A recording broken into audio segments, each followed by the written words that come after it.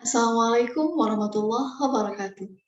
Hai teman-teman semua, kenalin aku Fitri Dini Auliasari dengan nomor NIM 2111212057 dari kelas A3.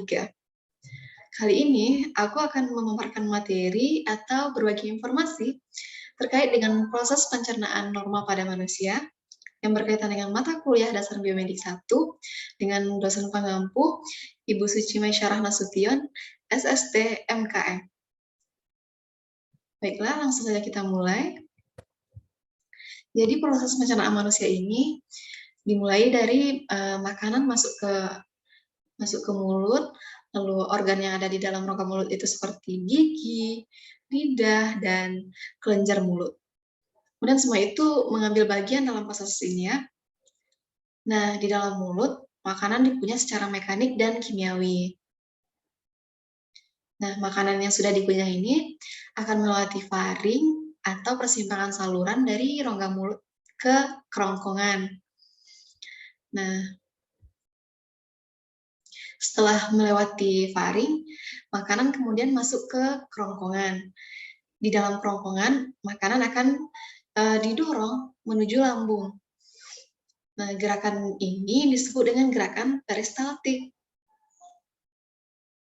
Lanjut.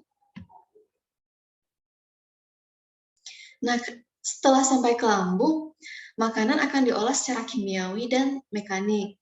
Nah, secara kimiawinya, makanan dicerna oleh asam lambung, enzim pepsin, dan renin. Kalau secara mekanik, makanan akan diremas-remas di dalam lambung.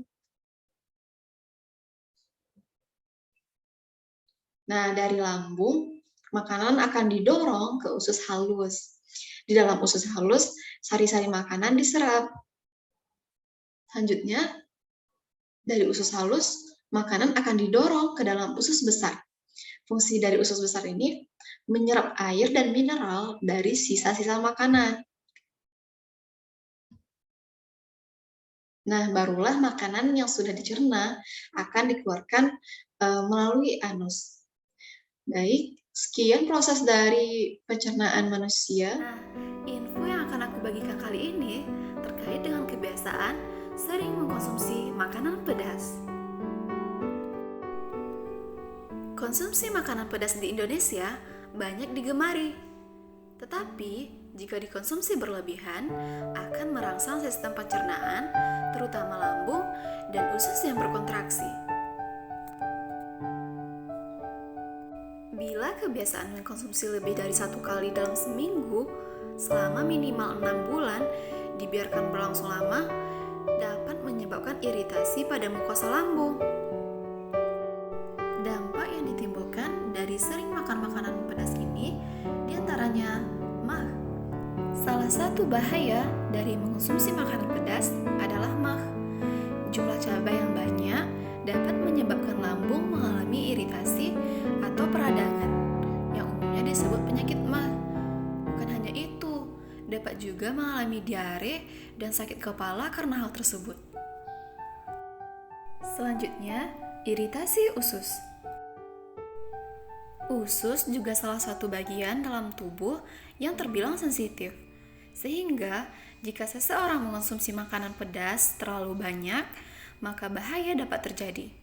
Gangguan pada usus mungkin sulit dihindari, sehingga menimbulkan iritasi. Selanjutnya, GERD. Seseorang yang kerap mengonsumsi makanan yang sangat pedas dapat menyebabkan dampak buruk pada lambung, sebab makanan pedas dapat memicu naiknya asam lambung yang menyebabkan tenggorokan menjadi panas. Selain itu, dinding lambung pun dapat mengalami iritasi dan kerusakan. Makanan pedas mengandung senyawa capsaicin yang dapat memodulasi rasa nyeri dan panas pada saluran gastrointestinal yang dapat menyebabkan GERD. Gastroesophageal reflux disease atau GERD merupakan suatu gangguan di mana isi lambung mengalami reflux secara berulang ke dalam esofagus yang menyebabkan terjadinya gejala dan atau komplikasi yang mengganggu. Selanjutnya, dispepsia. Makanan asam dan pedas seperti cabai, merica, dan bumbu-bumbu tajam merupakan makanan yang merangsang organ pencernaan dan secara langsung dapat merusak dinding lambung. Asam dan pedas merangsang sekresi asam lambung berlebihan sehingga menimbulkan dispepsia. Di samping itu, asam dan pedas juga dapat merangsang peningkatan motilitas atau peristaltik organ pencernaan sehingga dapat memicu timbulnya radang hingga luka pada dinding organ pencernaan. Selain itu, bubuk cabai atau chili powder dapat menyebabkan kehilangan sel epitel pada lapisan mukosa. Makanan yang berisiko adalah makanan yang terbukti ada pengaruhnya terhadap dispepsia, yaitu makanan pedas. Frekuensi makan makanan berisiko berhubungan signifikan dengan kejadian dispepsia. Semakin sering mengonsumsi makanan tersebut, semakin berisiko terkena dispepsia. Nah, untuk mencegah dampak tersebut, kita bisa melakukan beberapa hal berikut. Hal yang harus dilakukan adalah tetap memperhatikan takaran dari cabai yang akan dikonsumsi sebelum makan.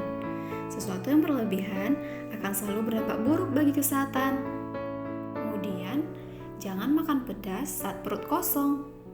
Hindari makan pedas sebelum tidur, lalu minum susu. Sekian, terima kasih.